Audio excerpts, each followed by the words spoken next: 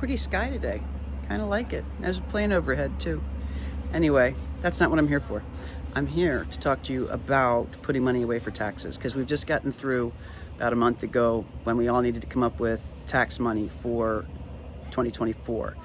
And if you're not with a really good tax accountant, they may neglect to tell you you're going to need money for 2025. Chances are really good if you paid taxes in 2024, you're going to probably need to pay them in 2025. And I think this is a really important distinction to make for you between what tax compliance and tax advisory are.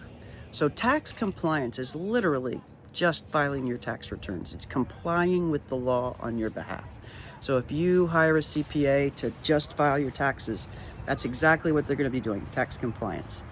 Now, some of them may jump out and say, hey, here are your estimated vouchers for next year, but without really explaining to you how that works and why, how you're supposed to know how much to pay, how did the system come up with how much you need to pay. But it also just kind of tells you you're going to have to pay next year. There's no discussion of, hey, are you at a level now where we start to have to implement some tax strategies that might help? There are going to be tax code changes. Are they going to affect you? Is there a way we can do anything during the year this year that'll help minimize that tax burden next year? And you'd be surprised at how many really far along entrepreneurs, I mean 8-figure, 9-figure, are still getting their taxes done by somebody who's just doing tax compliance. And the problem with that is, again, you end up probably paying a lot more taxes than you need to. And there is money to be saved. In fact, I will say to you, your biggest expense that you never pay attention to and will take you out is your taxes, your income taxes specifically, if they're not properly managed. So we ignore that. We ignore that biggest expense on our books. We may spend $10,000 on travel or $10,000 on software. Well, our tax bill might end up being $30,000. So it's a big number. And it can be managed just like all your other expenses can be managed. And if you're interested in talking to people who know how to do this, what you'll find is that I'm a favorite of people who do both tax planning and financial planning at the same time, because then they can incorporate their team to implement their tax strategy, which very often has to do with what you're doing with your personal wealth as well.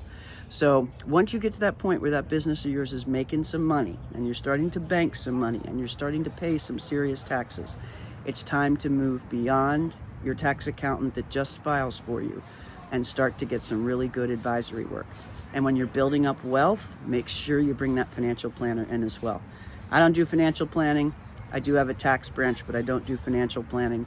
But I do recommend it. I have my taxes and financial wealth with one guy who can manage ours all together, both businesses, salaries, all the different things, and tell us exactly how to stack things up to morally, ethically, legally minimize our tax bill, because it is the biggest expense in our business. Take care.